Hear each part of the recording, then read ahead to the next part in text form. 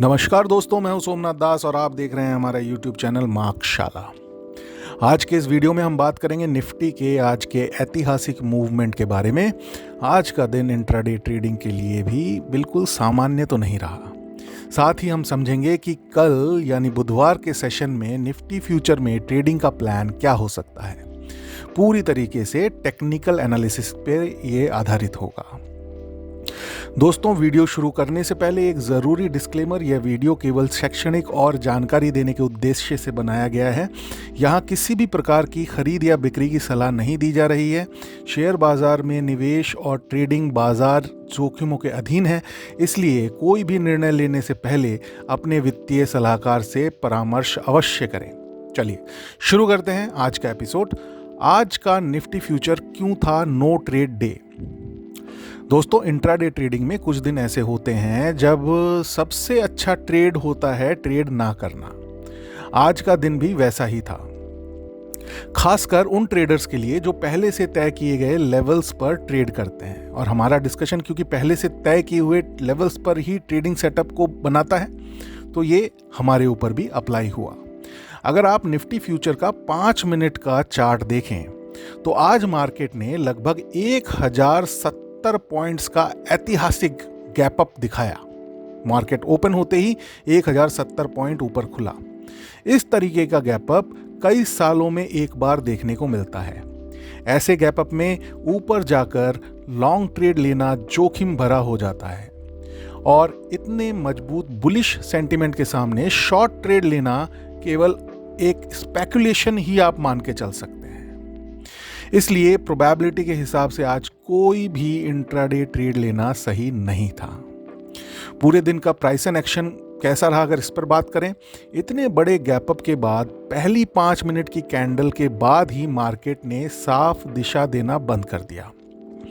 पूरे दिन Nifty future लगभग 227 पॉइंट्स की रेंज में ही पहली 5 मिनट की कैंडल के बाद बाकी का पूरा दिन 227 पॉइंट्स की रेंज में निफ्टी फ्यूचर ट्रेड करता रहा।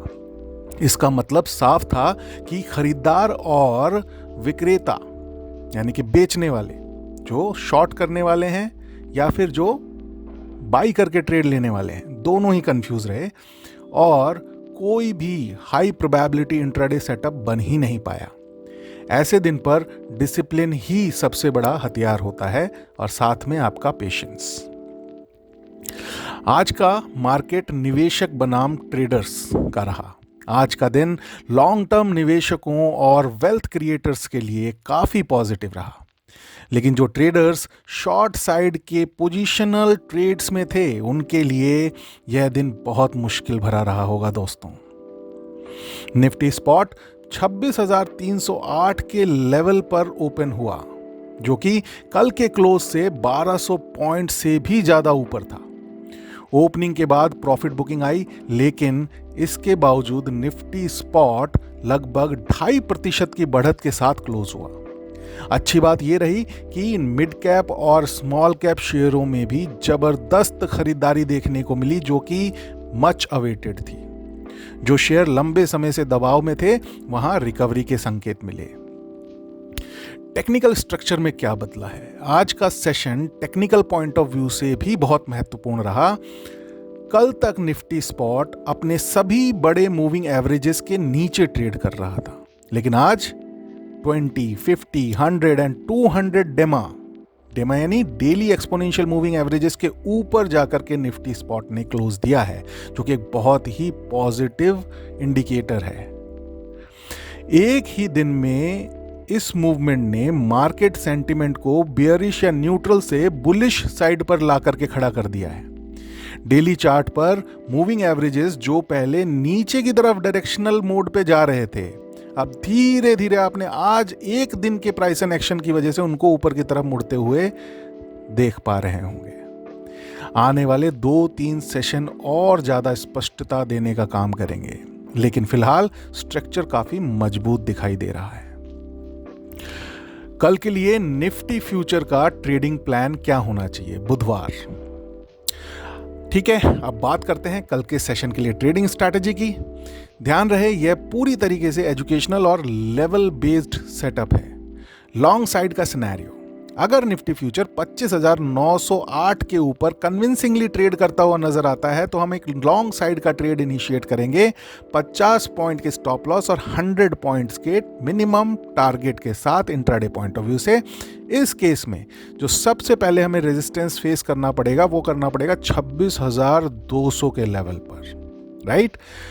इसके अपोजिट डायरेक्शन अगर मार्केट में कमजोरी दिखाई देती है और निफ्टी फ्यूचर हमें 25,724 के नीचे कन्विंसिंगली ट्रेड करता हुआ दिखता है तो हम एक शॉर्ट साइड का ट्रेड इनिशिएट करेंगे, फिर वही 50 पॉइंट के स्टॉप लॉस और 100 पॉइंट के टारगेट के साथ, मिनिमम टारगेट के साथ, राइट।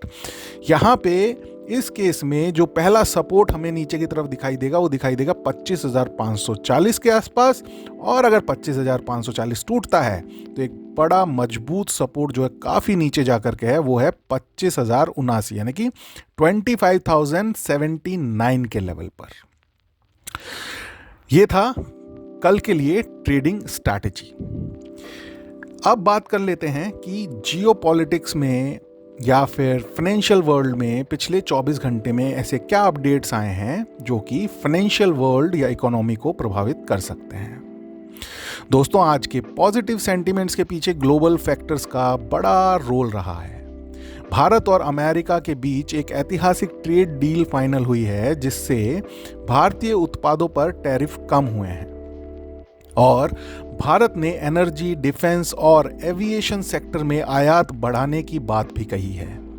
इस खबर के बाद भारतीय रुपया पिछले 7 वर्षों की सबसे मजबूत एक दिन की चाल दिखाने में कामयाब हुआ, जो कि मच अवेटेड था। सरकार का कहना है कि इस डील से वैश्विक अनिश्चितताएं कम हुई हैं। देश के अंदर की अगर हम बात करें तो बिहार की अर्थव्यवस्था की ग्रोथ लगभग 13% रही है दोस्तों, जो कि राष्ट्रीय औसत से काफी बेहतर है।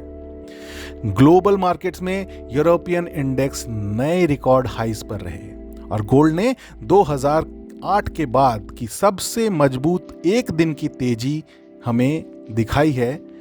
हालांकि उसमें काफी करेक्शन आया है, बट अगर डेटा पॉइंट ऑफ व्यू से बात करें तो 2008 के बाद जो लास्ट 24 आवर्स में गोल्ड में सिंगल डे तेजी देखने को मिली है वो रिकॉर्ड तेजी है। निष्कर्ष क्या निकलता है आज के सेशन का? आज का सेशन हमें एक अहम सीख देता है कि हर दिन ट्रेड लेना जरूरी नहीं होता है। अगर मार्केट कह रहा है कि ट्रेड मत लो तो ट्रेड मत लो, और अगर मार्केट कह रहा है कि ट्रेड लॉन्ग साइड पर लो तो लॉन्ग साइड पर लो। अगर मार्केट कह रहा है कि ट्रेड शॉर्ट साइड पर लो तो शॉर्ट साइड पर लो। अगर आप मार्केट को रिस्पेक्ट करेंगे, मार्केट आपको रिवॉर्ड करेगा दोस्तों। आने वाले दिनों में मौके मिलेंगे, लेकिन सिर्फ तभी जब प्राइस एक्शन और प्रोबेबिलिटी एक ही दिशा में आपके ट्रेड के लिए काम कर रही हो, तभी ट्रेड आपको अपने ट्रेड सेटअप पे काम करके अपने लिए ट्रेड इनिशिएट करना है।